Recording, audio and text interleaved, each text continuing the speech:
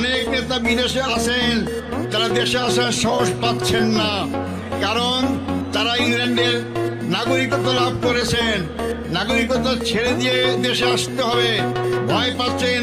নাগরিকত্ব ছেড়ে দিলাম, দেশে এসে যে আবার প্রধানমন্ত্রী হতে না পারলাম, আমার এরপর 2 করে গেল, আসার সাহস পাচ্ছে না। যারা কথায় কথা বলতো শেখের বেটি পালায় না, তারাই আজকে দেশ থেকে পালিয়ে গিয়েছে। আর জামাত ইসলামী লোকরা দেশেই আছে। আমরা ফাঁসির মঞ্চে গিয়েছি, কিন্তু দেশ ত্যাগ করার চিন্তা করিনি, কারণ জামাত ইসলামী সবচেয়ে দেশপ্রেমিক দল। জামাত ইসলামী জনগণের দল, জনগণকে সাথে রেখেই তিনি জনগণের কল্যাণ চায় জামাত ইসলামী।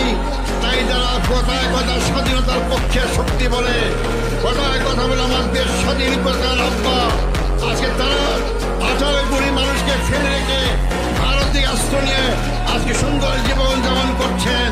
আপনারা বলেন, যারা হাজার হাজার আওয়ামী লীগ কর্মীকে ফেলে দিয়ে 18 কোটি মানুষকে বিপদে ফেলে রেখে বিদেশ অবস্থান করে, তারা কি দেশপ্রেমিক? না, যারা বিদেশ থেকে এসে ফাঁসির মঞ্চে গলায় ঝুলিয়ে মৃত্যুবরণ করে, তারাই দেশপ্রেমিক।